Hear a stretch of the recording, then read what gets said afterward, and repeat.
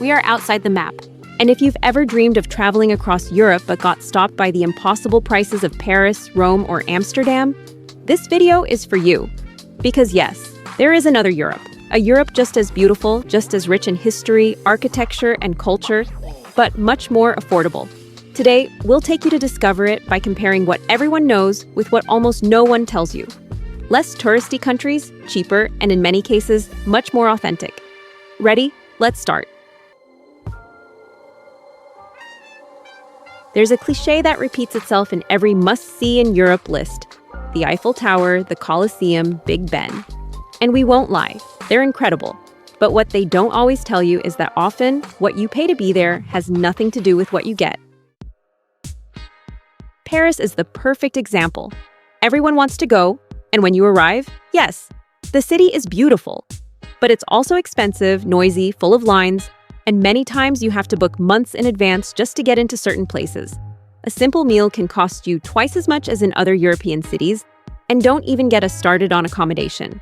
Now, what if we told you there's a city just as romantic, with majestic architecture, delicious cuisine, and by a river, but where everything costs a third? We're talking about Budapest, Hungary. The Danube runs through the city just like the Seine in Paris. But instead of spending 20 euros on a glass of wine, you can have dinner by the river for that price. And with historic thermal baths, panoramic views from Buda, and a vibrant nightlife, Budapest has nothing to envy the French capital. Except the price, of course. The same goes for Switzerland, known for its alpine landscapes, scenic trains, and quality of life. But if you want to see mountains, crystal clear lakes, and villages that look like postcards, you don't have to spend a fortune. In Slovenia, for example, there's Lake Bled, with its church in the middle of the water, surrounded by forests and castles. You can explore the Julian Alps, hike in Triglav National Park, and stay in charming cabins without breaking the bank. And all at prices much lower than in Switzerland. Another European classic is Italy. Its history, its art, its food. But Italy is no longer what it was in terms of prices. Cities like Venice or Florence can be a budget trap if you're not careful. And if what you're looking for is that Italian vibe, that mix of ancient ruins, alleys with laundry hanging, homemade pasta, and sidewalk cafes, you have an amazing alternative. Albania. Yes, Albania. In cities like Gjirokastra or Berat, you can walk among Ottoman houses, eat incredible pasta for less than 5 euros, and stay with views of mountains or the sea for a fraction of what you'd pay in Italy. And speaking of the sea, Europe's most famous beaches are usually in southern France, Italy, Greece, or Spain. But with fame came high prices, overcrowding, and often disappointment. That's why more and more travelers are looking toward the Balkans. Montenegro, for example, has a spectacular coast on the Adriatic. Kotor, with its walled old town and bay between mountains, is simply magical. And the best part? It's still affordable. Much more than Dubrovnik, its Croatian neighbor, which has become almost unaffordable after appearing in series like Game of Thrones. Then there's Portugal, which until recently was one of Europe's best-kept secrets. But today, Lisbon and Porto rank among the most expensive cities in Western Europe. Instead, if you cross into Eastern Europe, you find places like Lviv in Ukraine or Kaunas in Lithuania, places full of history, with intact medieval centers, good cuisine, and prices that seem from another decade. And it's not all about saving money. Traveling is also about discovering other ways of life. There's something special about those less touristy countries. The hospitality.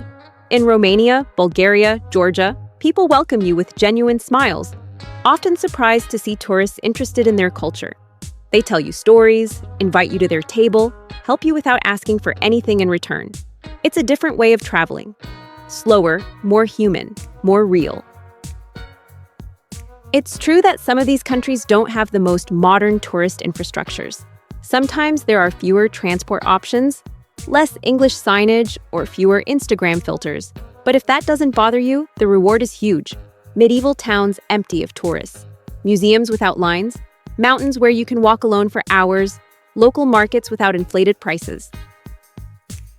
Another advantage, everything goes further. With the same budget that gets you 3 days in Paris, you can spend a whole week exploring Serbia or Macedonia and eat well, very well.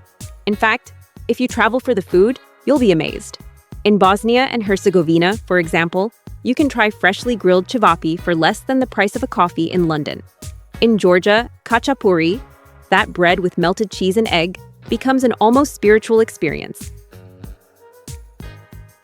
And finally, there's something priceless, the feeling of discovery, of exploring a place that hasn't yet been taken over by influencers or crowds, where people don't see you as a customer, but as a guest. That magic still exists.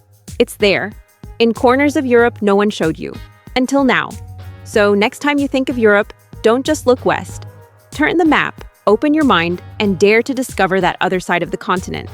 The one that's more affordable, yes, but also more authentic, more open, more alive.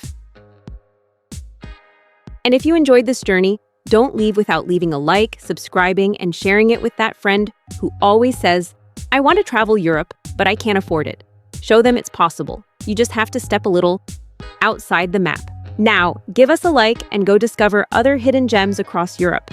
And if you're planning to travel to Italy, don't miss all the information you need to avoid overspending on low-quality food.